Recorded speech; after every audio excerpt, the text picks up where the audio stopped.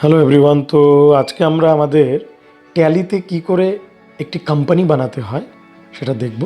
তো আমরা tally open করেছি এবং এখন আমরা যেটা করতে হবে যে আমরা ডাউন অ্যারো কি প্রেস করে ওয়ার্ক ইন এডুকেশনাল মোড ওটার মধ্যে এন্টার করতে পারি, অথবা ডাব্লিউ কি প্রেস করলেও কিন্তু চলে আসছে। তো ডান দিকে দেখতে পাচ্ছ গেটওয়ে অফ ট্যালি উইন্ডোটি চলে এসছে। বাঁ দিকে দেখতে পাচ্ছ যে পুরনো একটা আমাদের কোম্পানি বানানো রয়েছে, আমাদের মোহন ক্রিয়েশন 2 মার্চ 2023। আমরা যদি অল্ট এবং F3 প্রেস করি, সাথে সাথে দেখো গেটওয়ে অফ ট্যালি উইন্ডোর আন্ডারে আরেকটি উইন্ডো চলে এসছে, কোম্পানি ইনফো বা ইনফরমেশন। এবার আমরা নিচে ঠিক 3 নম্বর অপশনটা প্রেস করব। সি প্রেস করলেও ক্রিয়েট কোম্পানি হবে, এন্টার করলেও ক্রিয়েট কোম্পানি চলবে। প্রথমেই দেখতে পাচ্ছ যে ডাইরেক্টরি সি ড্রাইভে আমাদের Tally.erp9 ফোল্ডারে ডেটা ফোল্ডারের মধ্যে আমরা জানি যে আমাদের ট্যালির সমস্ত ফাইলগুলো সেভ হয়ে যায়। তো প্রথমে আমরা এখানে একটি নাম দিয়ে দিচ্ছি কোম্পানির নামটা আমরা দিচ্ছি ঘোষ অ্যান্ড কো, মানে ঘোষ অ্যান্ড কোম্পানি। এবার দেখো নিচে প্রাইমারি মেলিং অ্যাড্রেসে আমাদের মেলিং নামটাও ঘোষ অ্যান্ড কোই চলে এসছে। এবার আমরা আমাদের কোম্পানিটা কোথায় অবস্থিত সেটার অ্যাড্রেসটা, ঠিকানাটা আমরা দিতে চলেছি। ওকে, এবার আবার এন্টার করে নিচে চলে আসবো। দেখো কান্ট্রি, এখানে দেখাচ্ছে কান্ট্রি কি ইন্ডিয়া। তুমি অন্য কান্ট্রি যদি নিতে চাও তাহলে নিতে পারো, এখানে ইন্ডিয়া অপশান আছে। তো এখানে ইন্ডিয়া চলে এসছে। এখানে দেখো স্টেট যদি প্রেস করে দিই সঙ্গে সঙ্গে দেখো ডান দিক থেকে ওয়েস্ট বেঙ্গল সিলেক্ট হয়ে যাবে। এবার আমাদের কোম্পানিটা কোন পিনকোডে রয়েছে সেই পিনকোডটা আমরা দিচ্ছি।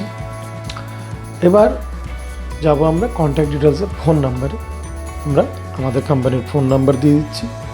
এবার যদি কোনো মোবাইল নাম্বার থাকে তাহলে আমরা সেই মোবাইল নাম্বারটা এন্টার করে দিয়ে দেবো। ওকে, ফ্যাক্স বর্তমানে এখন কেউ ইউজ করছে না, ফ্যাক্সটা রাখবো না। এবার ইমেল আইডি আমরা যে কোনো কিছু আমাদের কোম্পানি রিলেটেড রাখতে পারি, ঠিক আছে। এবার ফাইন্যান্সিয়াল ইয়ার দাও, মানে আমরা প্রত্যেক বছরে এপ্রিল মাস থেকে এটা শুরু করে দিই, তাই তো 1 তারিখ থেকে শুরু করি। এবার কোম্পানি বিগিন হচ্ছে এত তারিখ থেকে, এপ্রিল মাস থেকে। কিন্তু তুমি তোমার ব্যবসা কবে থেকে শুরু করছো, বুকস বিগিনিং ফ্রম, সেটা আমরা 2 মাস পিছিয়ে দিতে পারি। তো আমি এখানে দিয়ে দিলাম 1/6/2022। এবার এখানে কিছু পাসওয়ার্ড তোমাদের দিতে বলছে, পাসওয়ার্ড, রিপিট পাসওয়ার্ড, এরকম অনেক অপশন আছে। আপাতত আমরা কোনো পাসওয়ার্ড দেবো না, পাসওয়ার্ড দিলে মনে রাখতে একটু হলেও অসুবিধা হয়। ঠিক নিচে দেখো আমরা চলে এসেছি, এখানে কি রয়েছে, বেস কারেন্সি সিম্বল, মানে আমরা আমাদের কারেন্সি সিম্বলটা কীভাবে রাখবো। তো আমাদের কারেন্সি সিম্বল এখানে রুপিস সিম্বল আছে। এবার আসবো কি ফরম্যাট নেম, যে আমাদের ফরম্যাট নেমটা কি টাকা, INR মানে ইন্ডিয়ান ন্যাশনাল রুপিস। ওকে, তারপর আছে কি যে সাফিক্স সিম্বল ইজ অ্যামাউন্ট। এগুলো কি, মানে তুমি টাকার পরে যদি কোনো এক্সট্রা কোনো অ্যামাউন্ট রাখতে চাও তাহলে নো করতে পারো, আমরা নো করা আছে। এবার ঠিক ডান দিকে দেখো আমরা চলে যাই নাম্বার অফ ডেসিমাল প্লেসে, এখানে কী দেওয়া আছে 2, মানে দশমিকের পরে যে পয়সা দিয়ে বেশি একটা হবে, মনে করো 30,020 পয়সা। তো এখানে দশমিকের পরে 2 শূন্য বা 2 নাম্বার হবে। এখানে দেওয়া আছে পয়সা, word representing amount after decimal, মানে দশমিকের পয়সা হিসাবে বোঝাবে। আর number of decimal places for amount হলো 2। তো ডেসিমাল প্লেসেসে 2টা নাম্বার, ঠিক আছে। এবার অ্যাকসেপ্ট করলাম, ইয়েস করলাম। এখানে দেখো আমাদের কোম্পানি সিলেক্ট হয়ে গেছে। বাদিকে দেখতে পাচ্ছ ঘোষ অ্যান্ড কোম্পানি রয়েছে, কোনো আমরা ভাউচার এন্ট্রি করিনি। এবার যেটা আমরা দেখবো সেটা হচ্ছে আমরা আমাদের কোম্পানিটাকে যে তৈরি হলো সেটা কি করে দেখব। তো আমরা এখান থেকে আবার এসকেপ করে চলে আসলাম, আবার অল্ট F3 প্রেস করে উইন্ডোতে চলে আসলাম।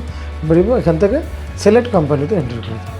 সিলেক্ট কোম্পানিতে দেখো এখানে নতুন একটা কোম্পানি চলে এসছে।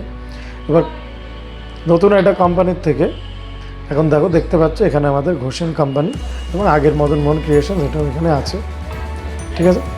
এবার আমরা যদি আমাদের কোম্পানিতে কোনো এডিটিং করতে চাই, যে কোনো নাম চেঞ্জ করব বা অন্য কিছু, তাহলে আমরা অল্টারে গিয়ে এখান থেকে চলে আসলাম। এবার ঘোষ অ্যান্ড কোম্পানিটাকে মনে করো আমি চেঞ্জ করে ঘোষ অ্যান্ড ব্রাদার্স রাখবো, ঠিক আছে। তো আমি এখানে ঘোষ অ্যান্ড ব্রাদার্স লিখে দিলাম। এবার বাকি সব সেমই থাকবে, অন্য কিছু আমরা চেঞ্জেস করছি না। এন্টার করে চলে আসলাম, ইয়েস করে দিলাম, অ্যাকসেপ্ট হয়ে গেল। এবার দেখো ঘোষ অ্যান্ড ব্রাদার্স নামটা চলে এসছে এখানে। ওকে, এইবার মনে করো আমি আমার এই কোম্পানিটা আমার এখন আর প্রয়োজন পড়ছে না, আমি এই কোম্পানিটা ডিলিট করব। তো তাহলে ডিলিট করার উপায় কি? এই কোম্পানি ডিলিট করার জন্য আবার আমাদের অল্টার অপশানে যেতে হবে। হোসেন ব্রাদার্স যে কোম্পানিটা বানিয়েছে ওটা চুজ করে এন্টার করতে হবে। এন্টার করার পর এখানে দেখো আমরা কি করব, অল্টার ডি কি প্রেস করবো। অল্টার ডি কি যখনই প্রেস করছে আমাদের বলছে are you sure one two delete, আমি বলবো হ্যাঁ ডিলিট। আর ইউ শিওর, আমি বলবো ইয়েস করে দেখো এখানে আর কোম্পানি আর দেখাচ্ছে না, ডিলিট হয়ে গেছে।